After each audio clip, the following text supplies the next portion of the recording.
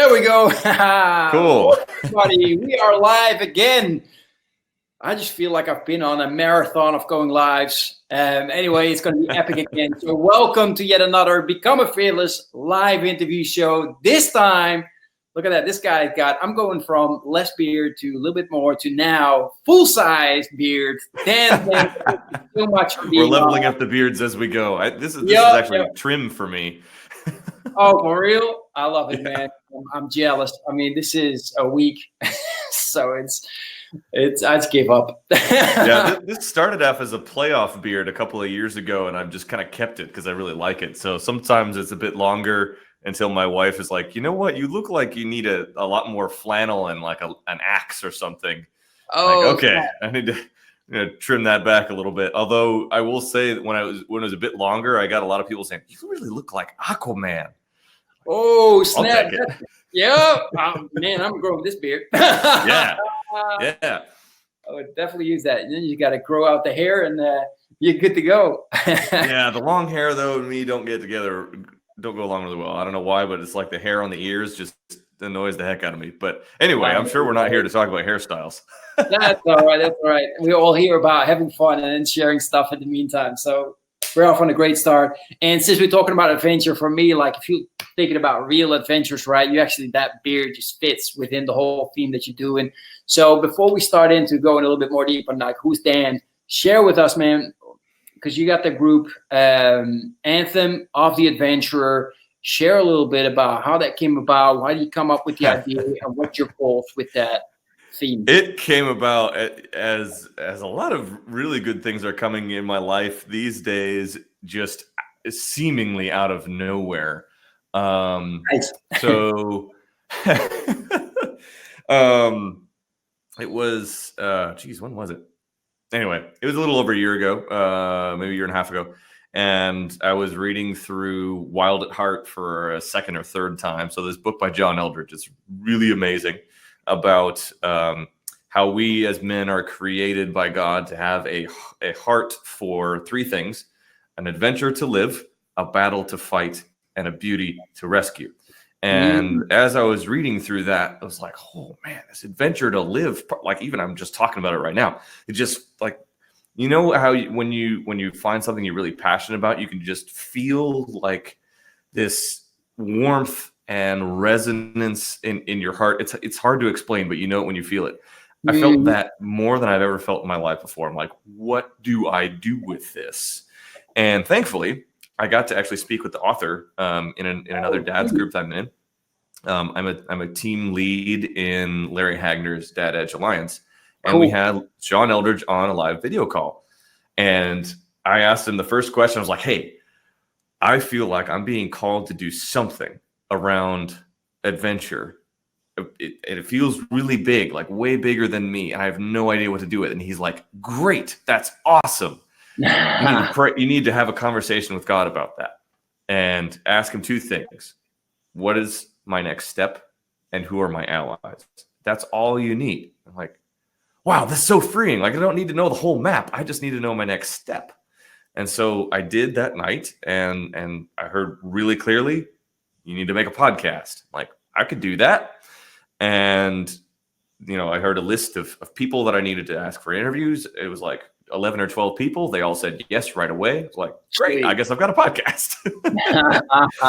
And it's morphed from there into, I still do the podcast. I'm changing it to be seasonal rather than episodic, so that I can be more targeted with the messaging, and frankly, so I don't burn myself out doing it. And I can do more adventuring rather than just talking about adventure. I also do coaching now. I've been studying under a really good friend of mine who is a retired Navy SEAL. He was in the SEALs for 10 years, an officer. His name's Larry Yatch. And he's taught me so much about leadership and designing your lifestyle to incorporate exactly the desired end state that you want to create in the world. And these two things are just merging together so well.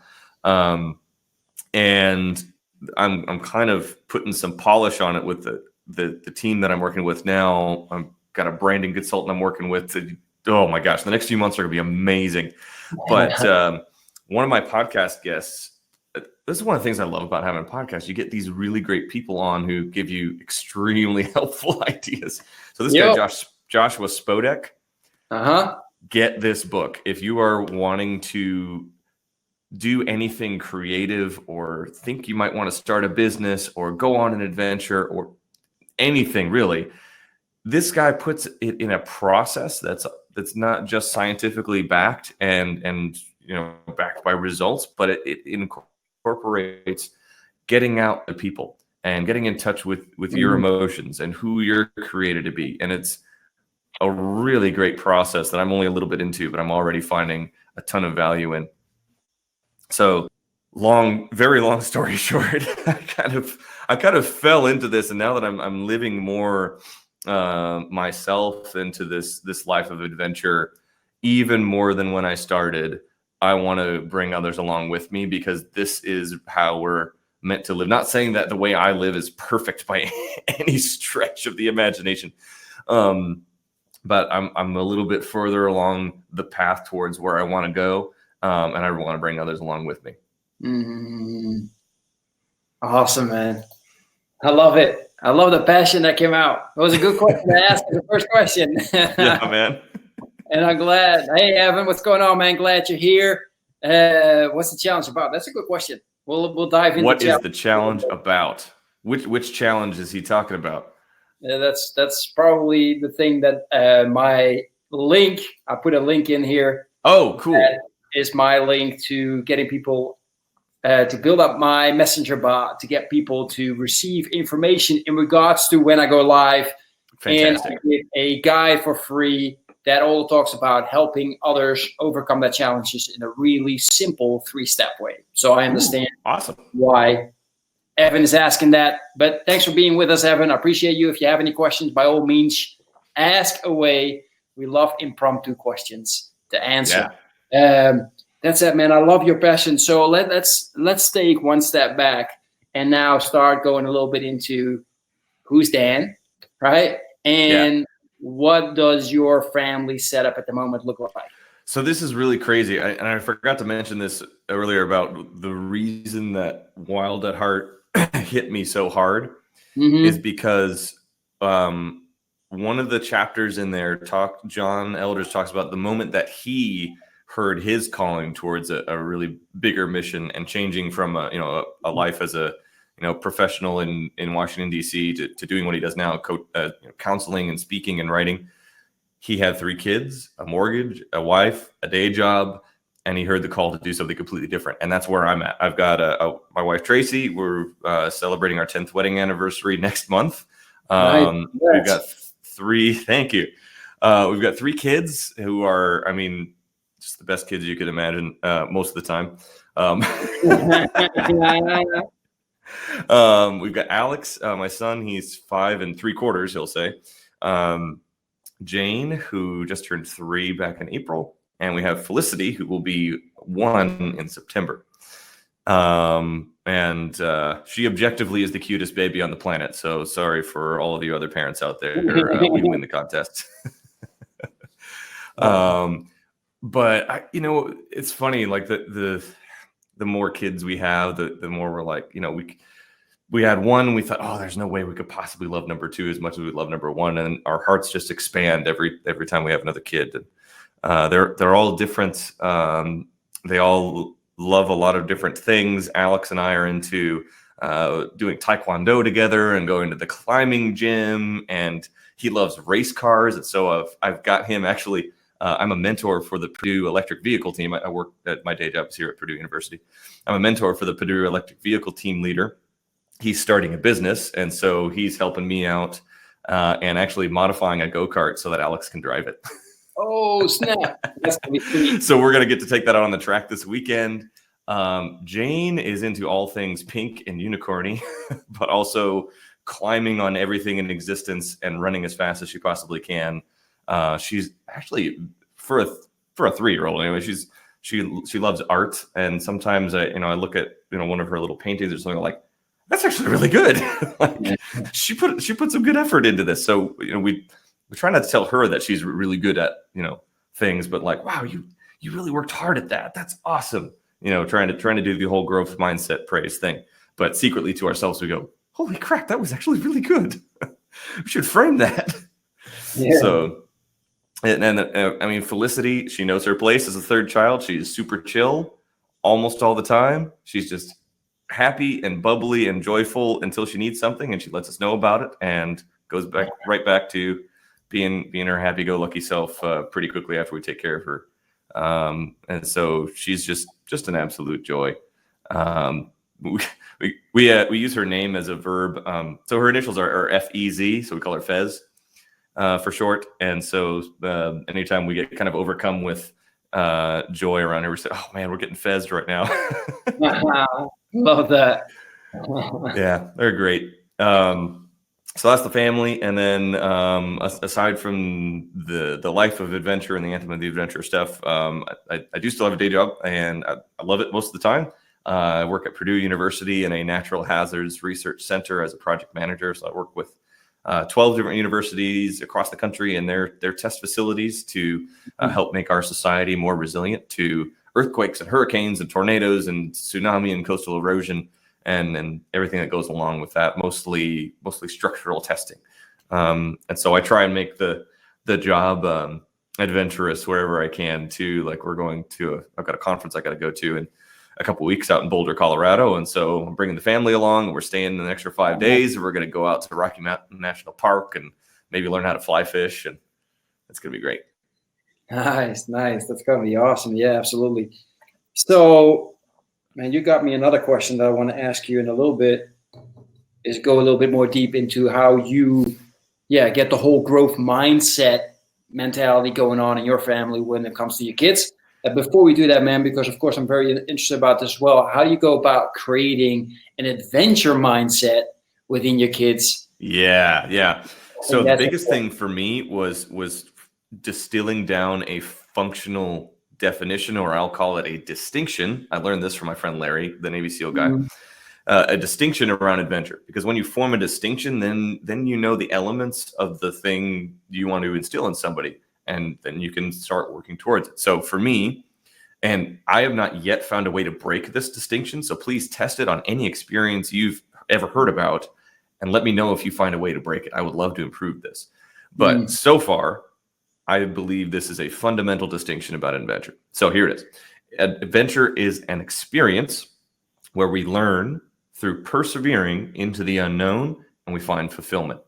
So it doesn't necessarily mean going hiking along the Appalachian Trail or going to Normandy and doing a Go Ruck challenge. It could be having a difficult conversation with your wife about something that you're excited about. You don't know how it's going to go. It could be trying to teach your kids how to make a fire in the backyard and you don't know they're going to burn themselves. It could be anything. And so how I do that is then I break down that distinction into its fundamental elements of learning. So we do a lot of reading together. We try a lot of new experiences together. Persevering.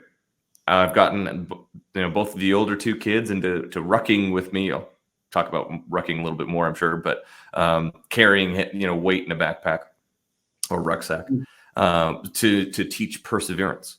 The elements of the unknown. I'll surprise the kids like, hey, I'm taking you out. Don't ask where we're going to go because you'll find out when we get there. And fulfillment. Taekwondo has actually been a great environment for all of these things because our instructor is very good at an adventure and a growth mindset as well. When we talk about leadership principles like communication and respect and honor and things like that. And so we talk about that in the hallway as we're walking out or on the drive to class. It's like, hey, our theme this month is communication. What does communication mean to you? And usually Alex will be like, I don't know. And like, oh, right. I need to actually teach him before he'll be able to tell it back to me back. So it helps me learn too. Like, oh yeah, what is communication? This is how you get these distinctions, right? Is you use these words multiple times and you're like, I really don't have an actual distinction for this yet. I better build one.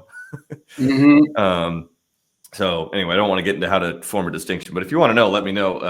And I'll put you in touch with Larry. He has a tool and a process for it that is really, really good. Nice. we actually, so he keeps all this stuff in his head, and I actually helped him like write it down in a standard operating procedure once as we were going through forming this adventure distinction. He was in a hot tub in Utah. We were talking on a Zoom call. I was like, hey, I need to put together a distinction for adventure. Can you walk me through how you do this? And so we put together a distinction and also put down his procedure, and now I can use it, which is really helpful. Anyway, tangent. So yeah, instilling the adventure mindset in the kids is all about those things of providing them opportunities to learn, to persevere, to go in through the elements of the unknown with low risk to themselves in a safe environment, and then being able to reflect on how these experiences are fulfilling. So every night as a family, we talk about at least one thing that we're grateful for, or something that happened that day, or something like that. So we can reflect on these fulfilling experiences together. I like that. So I got a question for you, man. How do your kids respond when you just say, "Come on, let's go," and you dump them in the car? I mean, I know how my respond. They go, "Where we going? Where we going? Where we going? Where we going?" So yeah, I mean, well, sometimes it's no, I want to stay here with mommy, or other times it's like, "Are we going to get ice cream?" Or so it's a crapshoot. But I drag them along anyway. Especially we try at least once a week, usually once a week. Like, I'll take the kids out rucking with me and just let my wife have some time to fill her cup up. And sometimes it'll be like, okay, I was like, hey, I want to work out tonight. And so I'll be like, all right, I'll go take the kids somewhere. Like last night, we just went over to the grocery store. I'm like, hey, we're going to go somewhere. We're going to find something cool at the store. When we get there, they're like, oh, we get to get a special snack. I'm like, yeah, we're going to find something healthy and not too expensive, but you get to pick. And we went and picked up, big bag of charcoal and some Kind bars and Cliff bars or something, and they loved it. Awesome. I like that. Yeah, I told my kids, come on, let's go. We're going to go in the car. We're going to go somewhere. There's no way they're going to leave until they finally figured out where we're going. Yeah. Maybe they just don't like my surprises every time. It could be, yeah. Bring better snacks. Yeah, exactly. Snacks are a good motivator. Yeah, but I don't want to bribe them, right? That's the whole thing. That I don't want to get into that system of saying, like, yeah, well, it's making it so that even when they quote unquote win, you win. It's like, okay, you can pick nuts, berries, Kind bar, and it's like, great, it's all healthy stuff. I want them to eat that, so why not? Yeah, exactly. So yeah, as I mentioned, I want to go into the whole growth mindset. Yeah. I think it's very important, and I would love to hear from you how you, learn from you how you do this. So the biggest thing has been marrying a teacher, frankly. Yeah. My wife is excellent at this because she teaches K through 5 music at a local elementary school. She is an expert, and I am her student. So that makes it a lot more straightforward. I won't say easy, but it's more straightforward because I see her model and I'm like, oh yeah, that's how I need to praise them, or oh yeah, that's how we need to discipline, because she's got a freaking master's degree in this, literally from two of the best universities in the country for education, the University of Illinois and the University of Hartford. It's like, well, there is no one better to learn from than her. But also the dads group that I mentioned earlier, the Dad's Edge Alliance, we practice that all the time in our call teams. We talk about it. We've gone through Carol Dweck's book Mindset, and the same thing with being around Larry Yatch. He practices that with his sons are the same age as my older 2 kids, or pretty close. Yeah. And so just practicing it with him, like, hey, this is the situation I'm presented with. Like, for example, we wanted to teach Alex how to learn to ride a bike, and he expressed interest in doing it, and because one of our neighbor kids wanted to ride bikes with him. And then I tried teaching him one night and was focused on the praising in a growth mindset way, praising effort, praising the work he put in and not the results. That's one of the biggest things. and trying to focus on the process. But even after one session, he was like, I don't want you to ever let go of my bike. You got to hold on to the back. And I talked to Larry later, or the next day. I was like, what do I do with this? He's like, his ambition to do this is probably not sufficient. So don't force it. Like, it's not going to happen for him until he wants to change enough to put in the work to do it. I'm like, oh, that's a really good point. So part of it is actually just finding ways to open their eyes to a different future and showing them that they've got the power to make that happen. Or can develop the power. That's the biggest thing about growth mindset, is developing the power within yourself to influence change, to create a different future for yourself and for others. And so, just really being intentional about anytime that happens, like, hey, look what you did. That was so great. You were really afraid of this before, and you did it. And how do you feel? Like with Taekwondo and my son, the first session, he cried the whole class. He was like glued to my leg, wouldn't do any of the moves. I almost gave up, too. But I'm like, you know what? Hey, you're not a bad kid because of this. It was a scary experience, and it's okay to be scared. But we've committed to doing this, to giving it a try, and we need to at least go back one more time. We need to put in the effort. And he's like, we watched some videos about it. We got, build that ambition. It's like, oh, you're going to be able to do these like flying running kicks someday if you keep working at this, showing that if you put in enough work towards something, you can achieve it. And the next class, he was all into it. And now we're 10, 11, 12 weeks. Anyway, a few months into it, and we've got our yellow belts. So we've gone from white to orange to yellow. He's got a whole 31 move form memorized. He can break boards. He's counting to 10 in Korean and leading the class and stretching. And I'm making sure to show him, like, you put in the work, and this is what's happening. Like, this is because you put in a lot of effort on this. Nice. I love that. I am glad, especially that I asked you this question, that you made the way you explained it. I am struggling, and I mean struggling with getting my son to read. He has to read before the end of the summer, because then they're gonna really up the ante. And every single time we do the exercise and stuff, he just starts bowling and closing out. For sure. I keep changing my strategy a little bit to try and make it work. Does he have a favorite story that you like to read to him?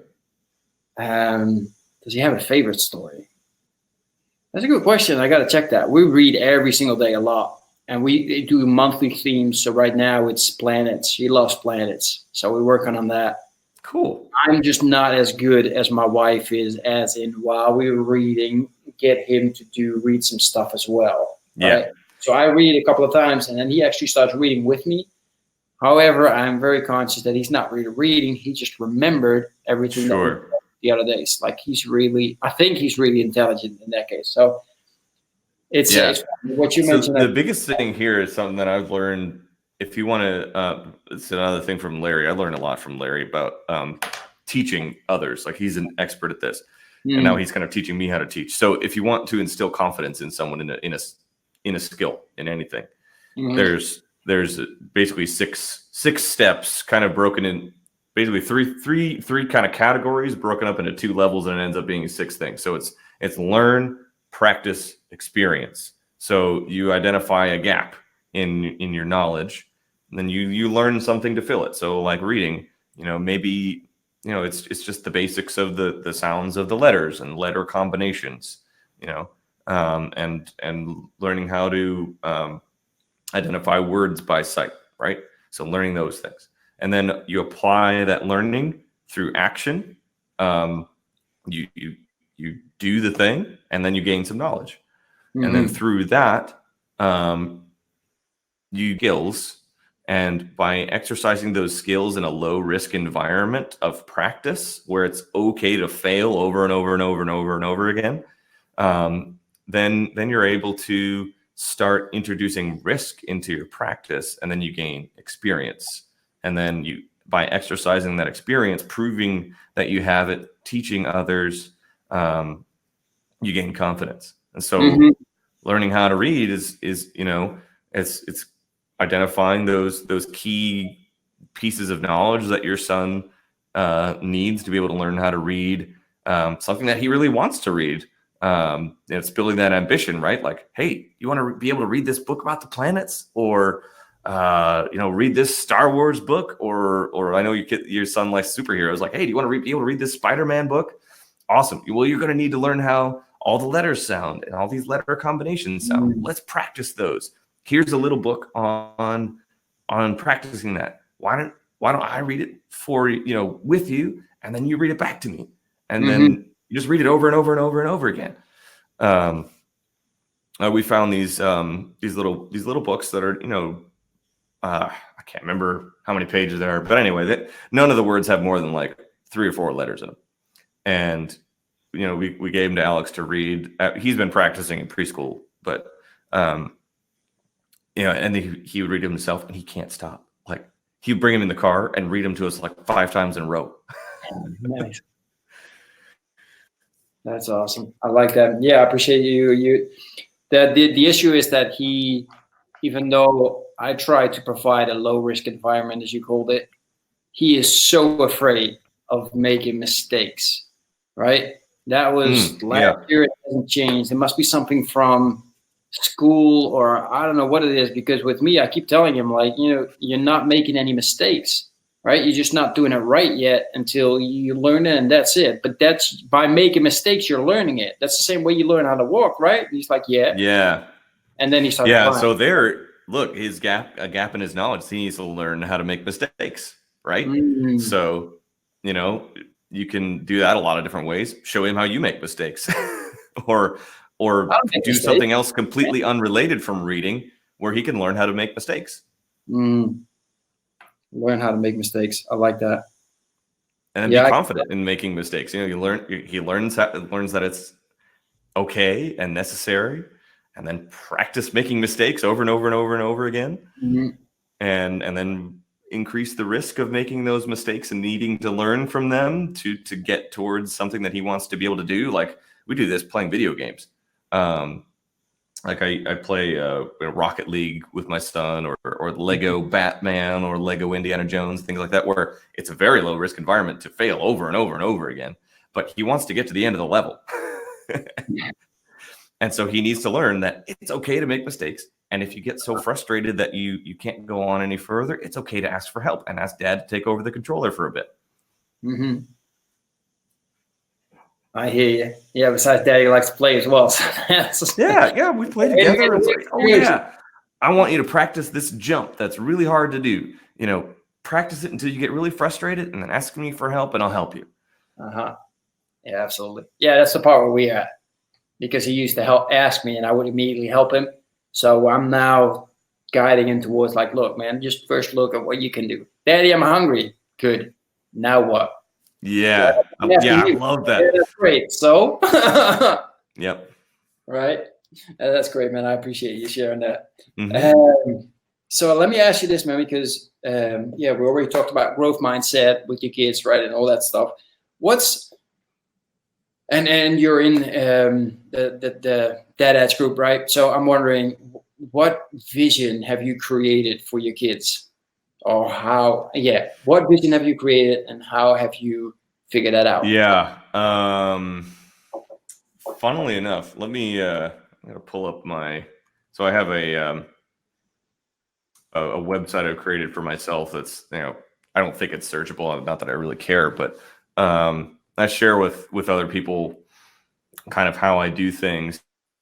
And I've created a great vision for my relationship with my wife, but I haven't done one with my kids yet. So it's kind of a good reminder that I do need to be more clear on it, and so I can be a little bit less precise than I would like. But really, what I want to instill in our family overall is an environment where we feel. Oops, I went to the wrong part here. I don't know if I can share my screen, I'd be happy to share it. But we feel like we can create epic experiences and an adventure together, and we lead purposeful lives and give them the ability to transcend through the obstacles of life and help our family legacy to expand. My core values are like love and showing love to others by taking care of my needs and then pouring out to them from my overflowing cup. And so I want to show my kids how to take care of their own needs, mental, physical, spiritual. Strength. I'm strong. I make my health a priority, and exercising. And so I show my kids that. Honor. I honor my commitments to God, to myself, to my family, to other people. So showing them what that means. Spiritual well-being. I cultivate my relationship with Christ by meditating daily in prayer and discipleship. And so showing them what that looks like. And then excellence in life, pursuing and conducting my business with excellence and integrity to bring joy to the world through compassion. So showing them what that looks like. Those are kind of big things of showing them my core values and how I live them out. And then as they get older and old enough to understand and start thinking about their own core values, is helping them explore that and live more fully into those. Awesome. I like that. I promised questions, or I promised other people to get the opportunity to ask questions. Evan actually did a while back, so let me put that up right now. So he's asking, do we humans think we owe our kids? I thought it was very interesting. Interesting. So I wanted to lay it out there for you. Well, I think we owe them a couple of things. Is a safe environment to discover who they're created to be and to live as fully into that as possible. We owe them as they're growing up, providing for their needs, protecting them from, having their innocence destroyed when they're young, not necessarily protecting them from all harm, because sometimes getting hurt is helpful, and providing for them guidance into how to live into the life they're called to live as individuals, and so how to identify those things within themselves that make them come alive and how to pursue those more fully. I hear you. The internet here, and that's on my end, is bad. So sometimes I see you still talking, but you finished already talking, which makes me respond right away. So I apologize. Come on, Spain, get with it. Yeah, no, that's the south of Spain, outside, and what they call here urbanización, and internet is, You're working on it. Yeah, still working on it. Exactly. So one of the things that you've mentioned as well, you're giving the opportunity to your wife to fill up her cup. You also mentioned, you taking a moment to fill up your own cup, right, and sharing from that. So what I'm very interested in is knowing, like, okay, how do you go about, you specifically, Dan, filling up your cup? What are your tricks, or what is your system, or whatever you want to call it? Yeah, my biggest thing is trying things and measuring their success or not, or their effectiveness, I'll say, or not. Like, sometimes, so in general, it has been getting up early at 5:30, 6, spending some time in meditation and prayer and reading and journaling sometimes. Other times it's been like, I want to get up early in the morning and chop some firewood.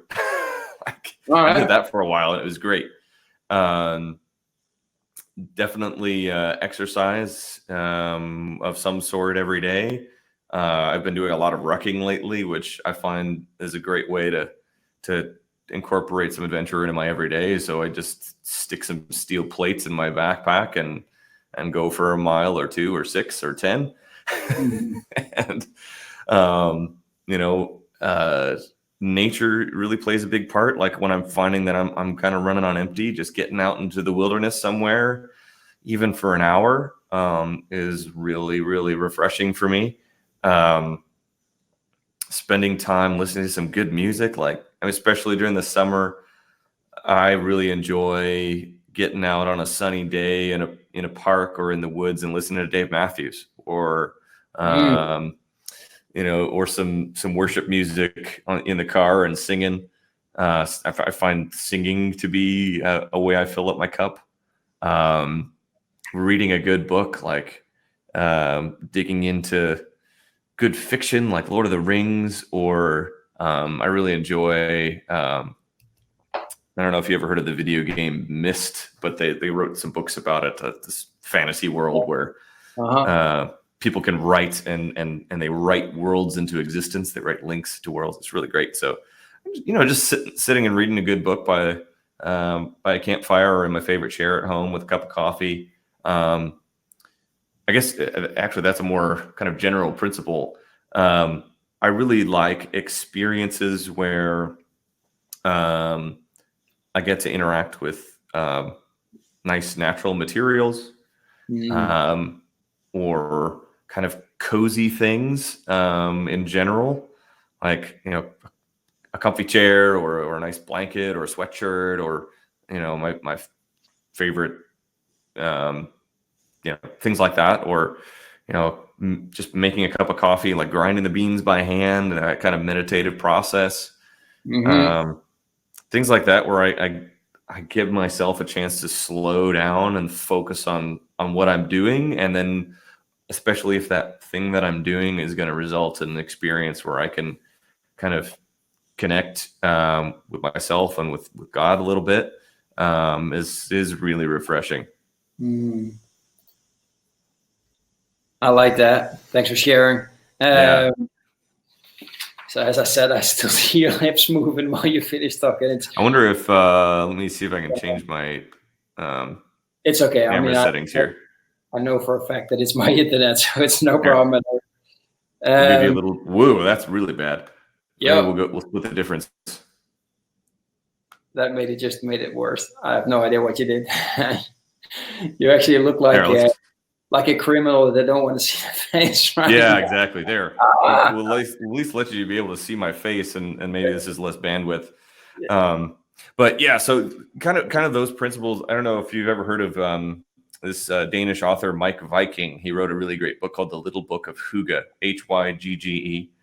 And there's this thing in there, the Hygge Manifesto, and it talks about just basically what the Danish people do to like be the happiest people in the world. And it's things like interacting with natural materials and warm drinks and campfires and candles and just creating an environment that feels warm and welcoming wherever you are. And so that's one of the things I do for myself whenever I can, is creating those environments where I'm the most me. Exactly. Yeah, that's fantastic, man. I appreciate you sharing that. I think it's very important. And anybody saying that I don't have the time for it might want to start finding the time one way or another. Or maybe you already are doing it and you just, you're not doing it intentionally or consciously, right? Because that's a big deal. Yeah, a big thing is reflecting. Even if you don't want to journal daily, I don't. It's fine. It's just finding time to reflect of like, hey, what have you done for filling yourself up lately, and is it working? And if not, how can you change it? And especially the environment even more than the behaviors, right? So that thing is, if your behaviors aren't as effective as you want to be, check your environment. What are you listening to these days? What are you watching these days? Who are you spending time with these days? Where are your inputs coming from? And start there. Like, you don't even really have to change anything you're doing other than the kinds of things that you're watching and listening to and experiencing and being around. And you'll make some really big shifts. And then you'll suddenly find you've got a lot of time in your hands when you start kind kind of being more mindful about what's coming into your head. Mm-hmm. Yeah, absolutely. And I appreciate, Evan, what you just shared. Awesome, insightful conversations. Thanks for sharing your time. It's great. Thanks, Evan. And appreciate Thanks for that. sharing time with us, man. Exactly. Always nice. So I want to hear your view on this. I can't remember if we talked a little bit about this when we were talking last time. But it's something that's very big on me, that, people are talking about, you gotta be the hero for your kids. And I always mention, like, look, we are the hero. Doesn't matter how you are, who you are, if you're the biggest hustler, thief, killer, whatever it is, or if you're like the perfect dad, whatever that means, right? If he even exists, right? You are the hero anyway. So I'm just wondering, what are you trying to do to make sure that you are the best version hero that you can be for your kids? Yeah. So here's my take on that. My role as a father is to equip my kids to rely on God for their fathering when I'm gone, whether that's by them leaving the house when they're 18 and going off and living their own lives, or if, God forbid, I die one day. But that is my number one goal, is to make myself obsolete. And for them to actually rely on the perfect father who does exist in my belief. And so it's showing them that, yeah, I make mistakes and here's how I deal with it. It's showing them, especially at this stage, that they are just so fiercely loved for who they are as people, and for who they have been uniquely created to be, and that they are awesome just the way that they are. At this stage of life is so important. And the next stage for them is giving them some more autonomy. So I love John Eldridge. He puts some of these concepts that are so hard to wrap your head around into really stark terms of, right now, my son and my daughters too are kind of in this like beloved son stage of, it's so important for them to just know that they're loved and cared for and played with and enjoyed, and I delight in them. And that is my number one goal right now. The next stage is the cowboy stage, like giving him a little bit more room to roam and explore and find out kind of who they are. And then the next is the warrior stage, when they find a cause they want to fight for, equipping them with the weapons they need and the defensive mechanisms they need to prepare them for battle.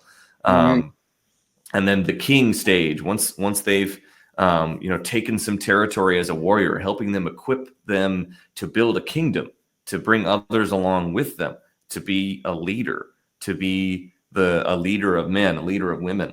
And then finally the sage of how to grow in wisdom and pass that on to others.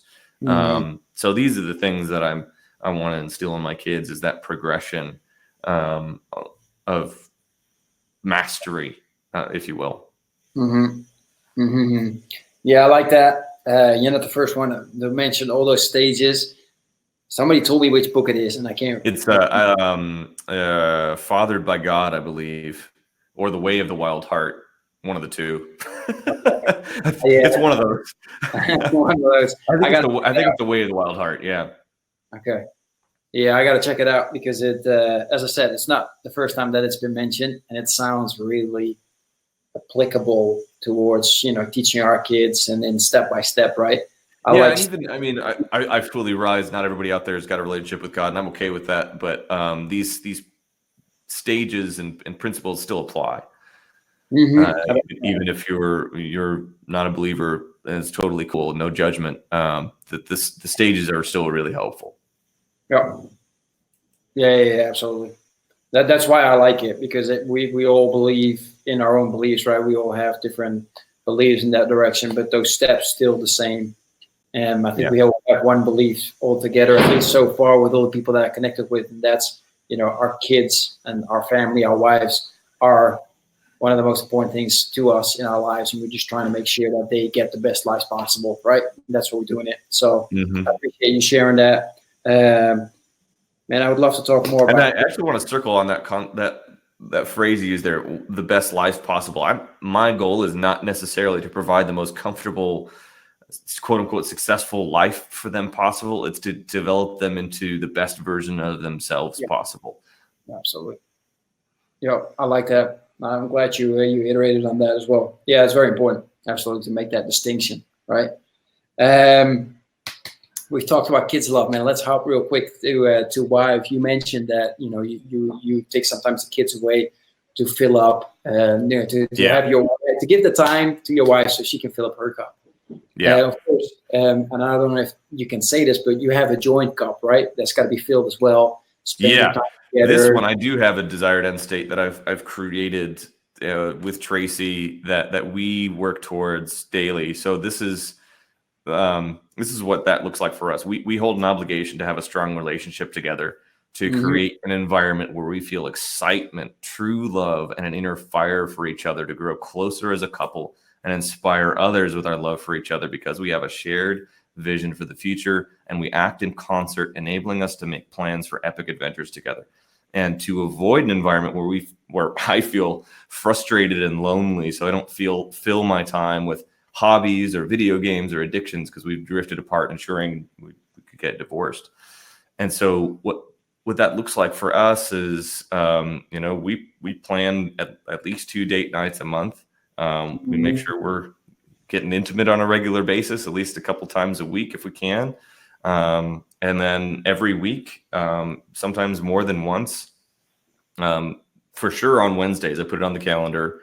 I'm taking the kids out.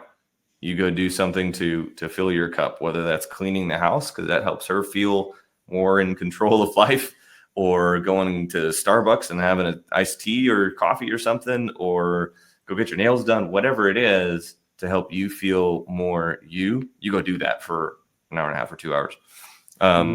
Once Felicity is a little bit older, like before she came, we would do this where, since we didn't have any kids who were breastfeeding, I would put the kids to bed and she'd have a longer time for herself. And we're going to do that again as soon as, Felicity is not relying on her and to get to sleep. Exactly. Yeah, it's so important especially for us as men, if we have wives who don't either see the need for or don't feel like they've got the time to take care of themselves, is for us to make the time for them, is to create that environment where it's not only okay, but encouraged and required that they take care of themselves, because sometimes they won't feel like they can. Because they'll feel like they're letting us down, or letting the kids down, or there's so many more important things to do. There's always going to be quote unquote more important things to do, but doing what we can as men for our wives to make them help them be the best versions of themselves, even if that's, forcing them to go, quote unquote, forcing them to go get a massage,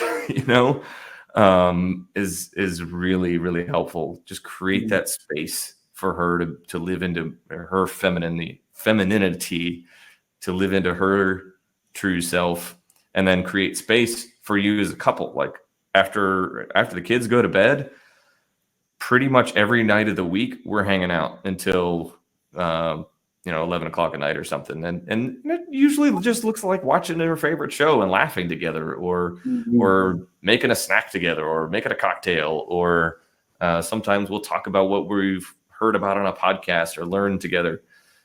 We learned this really helpful process from my good friend Lance Salazar and his wife Brandy. If you haven't interviewed them yet, you should. They're great. No, I got him on the show. Only him though. Good. Yeah. So he talks about his team meeting. So touch, education, appreciation meeting.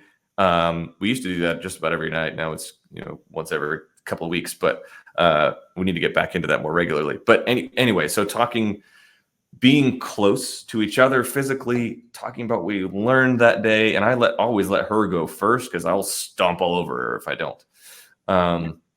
Talk about what we appreciate about each other, and writing it down in a notebook, so that if we have a rough spot, we can go back to it and be like, see, we do appreciate and love each other. We wrote it down on this date.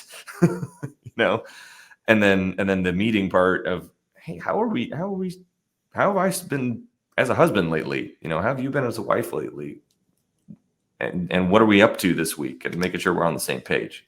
Yeah, absolutely. Yeah, it's really. We got a date night tonight. I'm looking forward to it.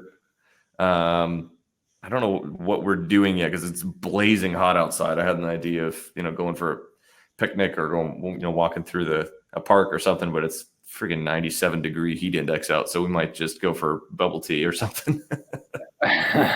Find something inside to do. Taking her to the unknown. Yeah, exactly. Adventure, right? Yep. I love Bingo. it. Man. Yeah, you shared on a couple of things. I had Lance on my show. Insane. Love that guy. Sharing his story was just his origin story, his background story alone, just inspiring. And I only had him on the show. I'm trying to be every single time become more and more just specific on who I invite on the show. I know Andy Storch, you probably heard of him as well. Oh yeah. Andy and I are good friends. I was in a mastermind with that he led for a year, and he and I were in the Dad Edge Alliance together, and we're actually in a morning accountability messenger group together. We message each other every day at 5:30 in the morning when we wake up, and whenever we go to the gym. So, nice. Yeah. So Andy actually had both of them on the show, and that looked and sounded like tons of fun. Yeah. I made the choice to say, no, Lance, it's just going to be you, which was still absolutely fantastic. Yeah. So I'm glad I had Lance is a good guy. Yeah, absolutely. I highly recommend everybody getting his book. Yeah. The Miracle Morning that they wrote as husband and wife together with Hal Elrod. It's highly recommendable. It's just fantastic. So great, man. I'm glad you brought him up. So that's awesome. And we talked about that. We talked in the beginning, right? Evan wrote down, hey, what's up with challenges? What challenges? So I'm just, before we go into my last question, just wondering, like, what is some of the latest challenges you run into, and what's your approach of making sure that you grow as a person to make the challenge so small that it's just no longer a challenge to you? Well, the challenge is small. It doesn't make it any fun anymore.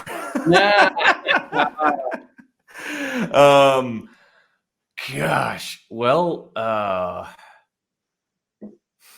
there's so many. The biggest one for me lately has been focus, like, and kind of getting over some limiting beliefs. Like, I love my day job. I kind of find security in the fact that I still have it, and that's fine. But just sometimes that limits me of, the time that I can spend on the things that I know I need to put out into the world. And that, that's a big challenge. I haven't gotten through yet. I'm still working on that. Another one is physical, like my limitation, my perceived limitations physically. Like, I've always seen myself, well, until recently, I guess, about the past year or two, as a sprinter. Like, I can't do long distance. I don't do long distance. I hate long distance. And now next Friday, I'm going to be doing a 50-mile Go Ruck event called the Star Course, 50 plus miles. Nice. We start at 9:00 at night down in Indianapolis with a 20-pound weight in our packs, plus water and a little bit of food, some extra socks, whole lot of Vaseline, and our course is going to be at least 50 miles as a team, and we have to complete it in less than 20 hours together. It's not a relay race. We all do the 50 plus miles, and that is just so bonkers to even, like, I've trained really hard for it, and it's, I've done Go Ruck events where we've done 26.5 miles in 10 hours, and with more weight than I'm going to be carrying now by a long shot, but it's still just, which is part of the fun, right? I don't know what's going to happen. I don't know if I'm going to finish. I don't know if I'm going to hurt myself. I don't know if I'm going to land in the hospital. Actually, I do know. I'm not going to push myself to land in the hospital, but, so that's one of the things I'm working through is as challenges come up, whatever they are, is realizing that if I don't know the outcome, that is a good thing. because that means I can make it an adventure. Because that's the element of unknown, and I've just got to persevere. I got to make sure I learn something along the way, and that it will be fulfilling afterwards. And so whenever I'm presented with a challenge, whether it's at work or at home or physically or mentally or emotionally, spiritually, whatever, it's working on taking a pause, taking a breath, say, okay, this is an adventure. How can I learn from this? Let's go.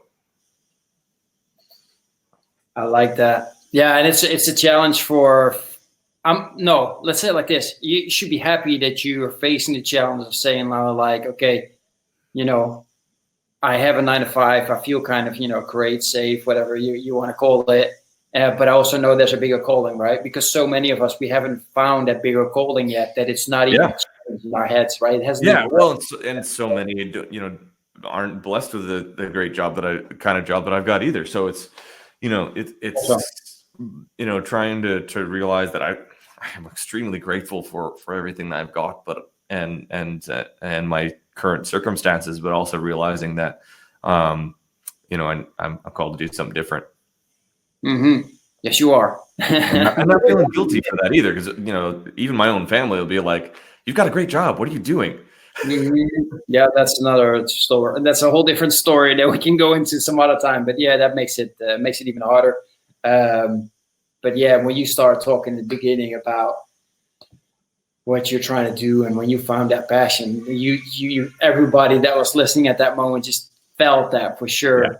And hopefully you can share that passion and that fire with many, many more people for many, many more hours a day than you do right now.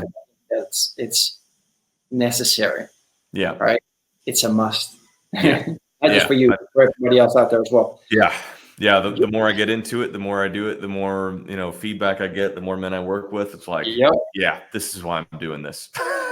Exactly. Yeah, but you got to be smart about it as well. So exactly.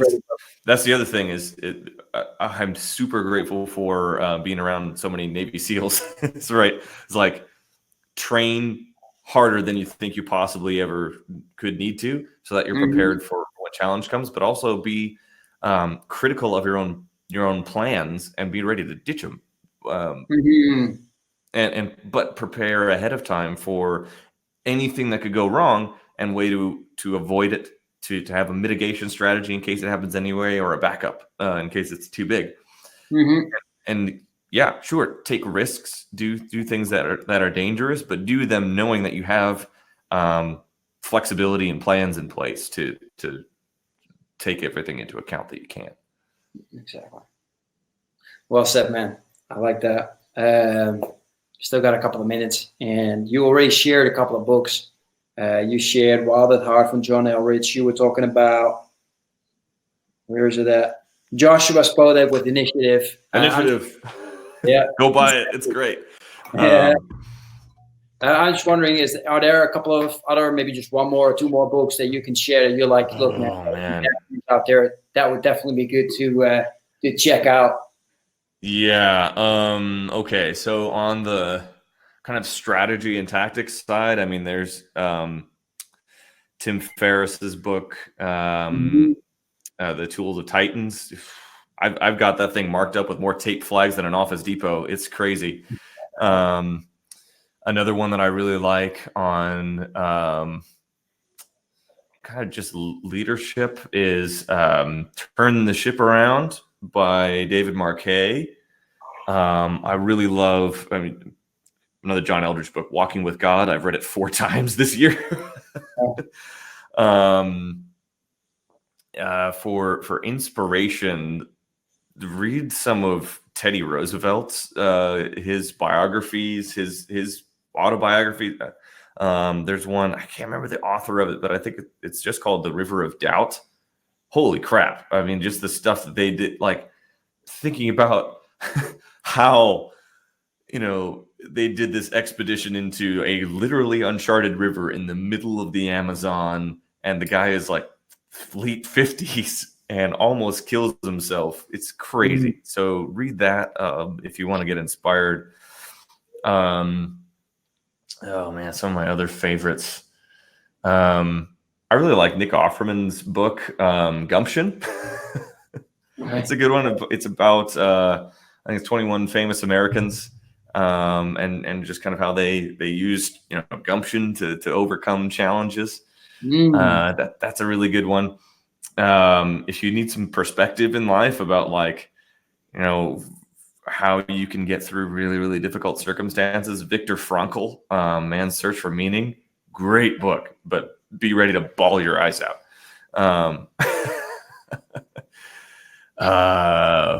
Stephen Ambrose, Band of Brothers, good gracious, what an amazing story of courage and brotherhood. And then if you like that, then read Dick Winter's memoirs right afterwards. It's just incredible. Extreme Ownership by Jocko Willink, really, really good. Yeah. Raising Men by Eric Davis. He was a SEAL teammate of Larry Hatch's on SEAL Team 3. He also ran the Navy SEAL Sniper School for a while and taught Chris Kyle and Marcus Luttrell how to be snipers, and now teaches his 4 kids how to be adventurous themselves. So, yeah. Anyway, that's a bunch, but a lot of good stuff out there. Awesome, man. I'm glad I asked you about books. I asked for 2. I get I think I've written on 10 different titles. This is actually another challenge of mine is information overload, and something I would challenge everybody who's listening to is give yourself 6 weeks for a no new information source diet. It's really helpful. So this is something Larry Hatch challenged me to. I just finished it, and now I'm back on a low information diet. But literally just consolidate the body of knowledge that you have. You can read any of the old books you want. You can read anything you've ever read before, anything you've ever written before, listened to, watched. Awesome. Go, make new connections. Find things that you were, maybe forgotten before in that old notebook sitting on the shelf. Mm-hmm. If you do that for 6 weeks and then come back and put a bit of information back into your life, like a book that's going to help you in the next step that you need to take in your relationship with your wife, or maybe a podcast episode that's going to help you take a next step to being more adventurous, and just kind of drip things in as needed instead of information fire hose all the time. Exactly. I like that. That's great advice to end this live interview. And Dan, thank you so much for being on. Last thing, man, how can people follow you? You got your group, of course. I'll make sure that all the links will be in the description when I put this on the podcast and YouTube channel. But for now, man, how can people get in contact with you? Yeah, anthemoftheadventurer.com. I've started blogging through my experience in the book initiative. I would love your feedback as I go through that. You can listen to the podcast, The Anthem of the Adventurer, on iTunes, Spotify, all those things. Facebook as well. We've got a page, The Anthem of the Adventurer, and then the group is the Anthem of the Adventurer Tribe.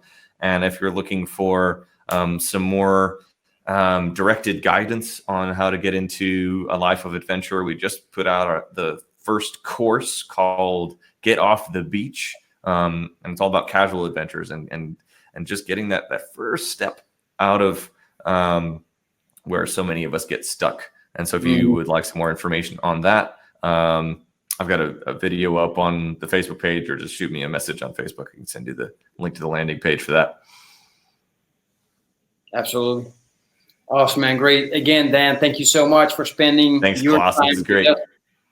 I'm glad you liked it. I appreciate you being on. Everybody else, Evan, and all others, thank you for spending your time with us. Appreciate you, and we will see each other very soon. Everybody have an amazing day. Until next time. Bye-bye. All right, brother. Take care. Are you still meeting up with your friends now that you're a father? Kids making you stress out. You got no time for yourself to work out, read, or relax. Can you still remember the time you were hanging out with your friends, feeling energetic, happy, and confident? Spending time together and talking about your life and your crazy dreams. You're feeling alone now, don't you? no one to share your challenges with, and you're just running around from one storm into the next. Well, it's time to change this now. Join me and the Brotherhood of Fearless Fathers to speak on a weekly basis with like-minded dads to crush your challenges, face your fears with determination, be held accountable, and regain control of your life. If you want to become the hero your family needs you to be, then go to becomeafearlessfather.com/brotherhood. Looking forward to seeing you on one of our next calls.